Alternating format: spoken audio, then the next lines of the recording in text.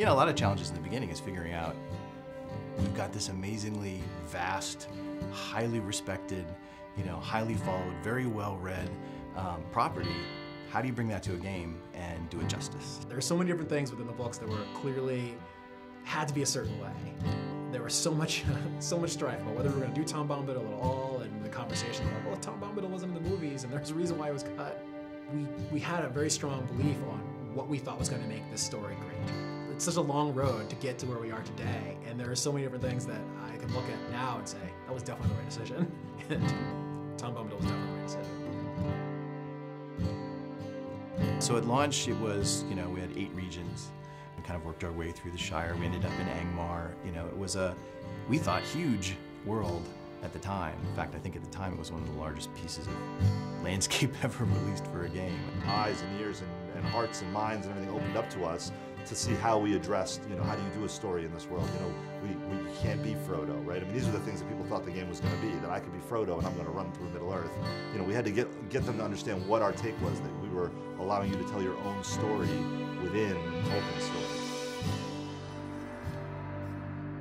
Our goal was, this has to look unlike any place that anybody's ever been in an MMO, right? And hopefully also in an RPG, because when you read about Moria, it's this big, huge, giant, expansive, cavernous place. The idea was to use, to make it a landscape space with not one, but 2 separate height maps. So there'd be a height map for the floor and then a height map for the ceiling.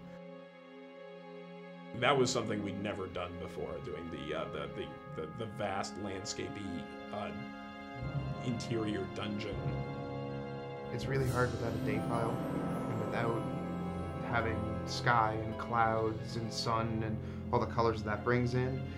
And you could have 2 stretches that have the same grass pattern, the same little huts, and you swap out sunny blue sky for crazy red, green, shimmery, evil thing, and it totally changes the look and feel. Not having that in Moria, it was much more challenging, yeah.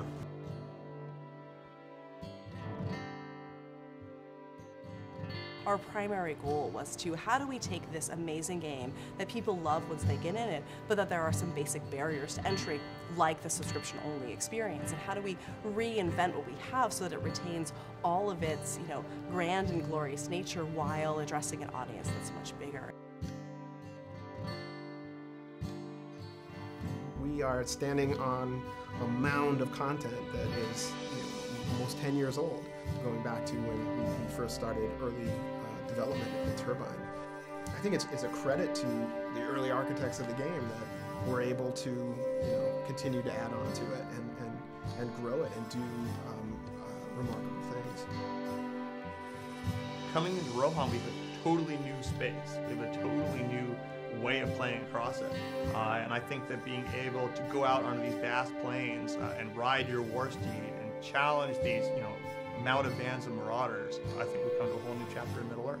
This is where the War of the Ring begins. At a high level, we're sort of, the training wheels are coming off, we're out of Eriador, we're east of the Misty Mountains, into the very epic, action-oriented portion of the fiction. And being able to tell that story is extremely exciting. Loach has grown and gotten stronger over 5 years, which is a huge testament to this game and to this team. You know, the team has grown, the game has grown. We're not slowing down, if anything, we're speeding up. It's going to be a fantastic 2012.